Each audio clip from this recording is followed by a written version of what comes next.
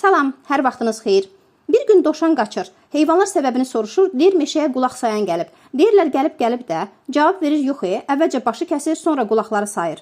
Bizim də işimiz indi bu anekdota dönüb. Xətai rayon Həzaslanov qəsəbəsində 2-9 mənzilli villamız 3 ay əvvəl söküləndə nə məhkəmə qərarı vardı, nə alternativ ev verildi, nə də bazar dəyəri ilə kompensasiya ödəndi. İcra başçısı, polis rəisi yoxsulu darvazadan çölə çıxarıb zənginin yanında durdular.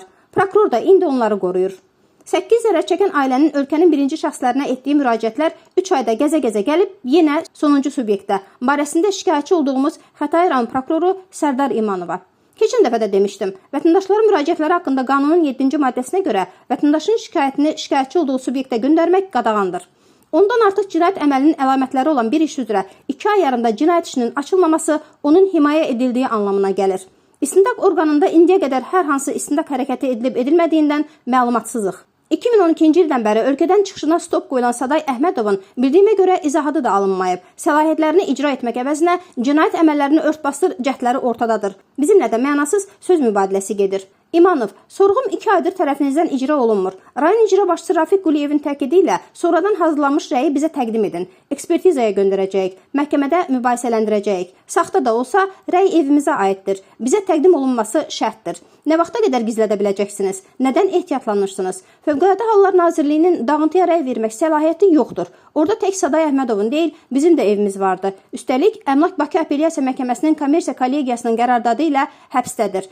Zərər çəkənlərdən Səməndər Tağıyevin Səbail rayon məhkəməsində Əhmədova qarşı qaldırdığı iddia da təmin edilib, icraya yönəldilib. Yəni, əmlakımız 3 kərə toxunulmaz idi.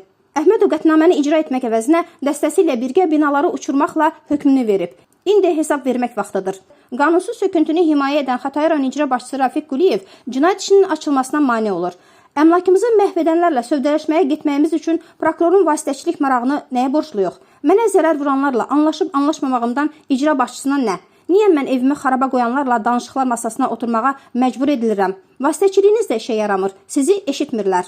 Bakı Ağır Cinayətlər Məhkəməsində cinayət əməlləri törədənlərə hökm oxunsun, zaten mülki qaydada iddiamızı irəli sürüb dəyən zərəri tələb edəcəyik. Ev uçurulmadan saatlar əvvəl Xətai rayon prokurorluğuna zəng eləmişdim. Dedilər, məsələ bizə aid deyil. Demək ki, işiniz preventiv tədbirlər görmək yox, molla kimi öləndən sonra gəlməkmiş. Artıq cinayət baş verib. İndi nəyi gözləyirsiniz? Gəlin, Yasin oxuyun. Yəni, cinayət işi açın.